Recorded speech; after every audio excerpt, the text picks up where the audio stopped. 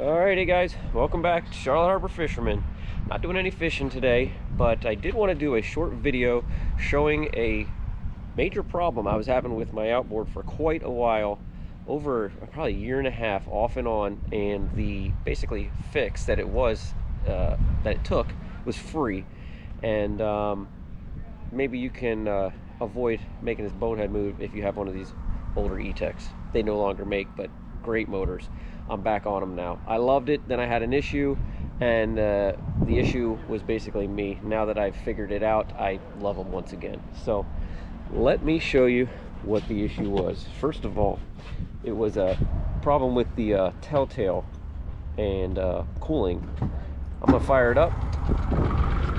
Fires up right away, as usual. Now, you'll see the water coming out here in a second.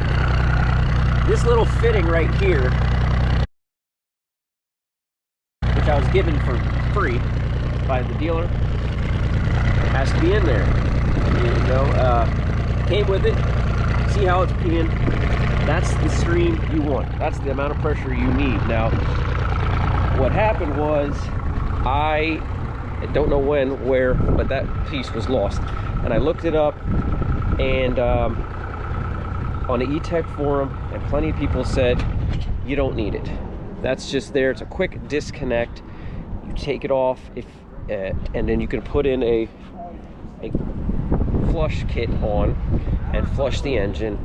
And if you don't have it, you don't need it, because the water flows anyway. And I'm going to show you how it flows without it. I'm going to show you how it flows with this, and I just showed you how it flowed without it, or with it. So basically, what happened was, you don't need it unless you have a newer E-TEC. This is a 2008, so one of the newer models, or if you put a new VSD in it, and that's what I had done. VST, I think it is, the high pressure fuel pump. So a couple years ago, having problems with the outboard, I had my mechanic put in a new VST, and when you do that, then the pressure is higher and it's just hotter in there, and with fuel, and you definitely need to have the proper telltale tip put on there. I also read that if you just attach this, which is their clean out, flush out, there's a little telltale on here that'll come out, and then they said it's even better because it comes out sideways like on a Yamaha, and you can see it better, and then you know you've got good water flow, and so that works as well. Anything you do works, don't worry about it. Well, again, I found out that it doesn't on the newer motors or with the newer fuel pump. You have to have the proper little piece that probably costs $5. My local dealer just gave it to me. He said, here, try this. Finally, my mechanic said, hey, I don't think you're going to get enough back pressure.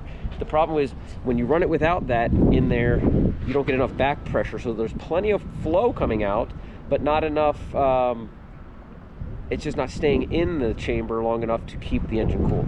So real quick, I'm going to show you, this is the end of the video, but I just want to show you real quick what it looks like with this, which is peeing water out really hard, but not enough flow. Without the fitting, water's flowing out at a high volume, but it's not staying in there as much. It's not pressurized, so it's just kind of flowing out like a faucet. And then again, you saw the first footage, which was actually how it's supposed to look. So real quick, I'm going to shut the camera off, come right back and show you the other two ways. Take off the quick hose disconnect. And here in just a second, you're going to see it's going to start. There it goes. So I switched to that, and I was told also, oh, that'll work fine. But it's not. It was still, what happens is the engine will just be running along fine, and then it'll start to stumble, almost like it's going into shutdown mode. I never get a heat alarm, but it starts to stumble and won't run properly. You got to just idle back to the dock. I switched to that, and it still wasn't. I think that's not letting out enough water, so it's building a good enough pressure in there, but there's not enough flow, so it's overheating. And then real quick here, I'll show you with nothing on there. Now that's how I was running it for a while, and I just figured, well, there's plenty of water coming out, so it's definitely cooling it, right? But it's not, because it's not building enough pressure. All right, so once again, that's the proper flow, proper amount of water and pressure coming out, so I'll run all three quick together and you can see.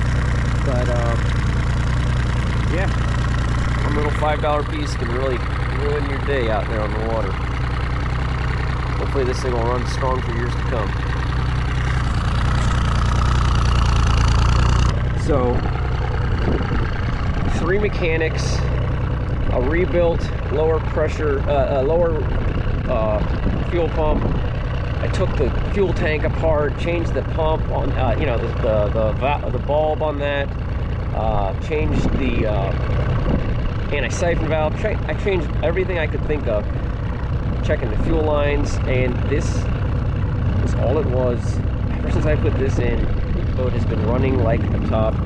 So, you know, I wish they just would have never made that something that could be taken off. I don't know how it got taken off, because to be honest, I don't even flush my engine, ever. Which, if you want this video to go longer, I can make it.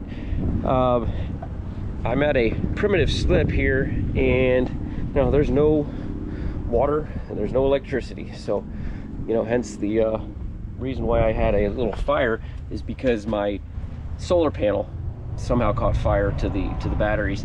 So it's a good price, and I'm in a great location. I love it, and I'm not complaining. But there's no water to wash your boat out with, to flush the engine. And honestly, I didn't do it much anyway when I used to keep it at my grandpa's house, because, well, it's just a pain in the butt. And the American-made outboards, the Evinrude and the Mercuries, don't use this garbage alloy that the Japanese motors make, like Yamaha, Tohatsu, Suzuki's, all those.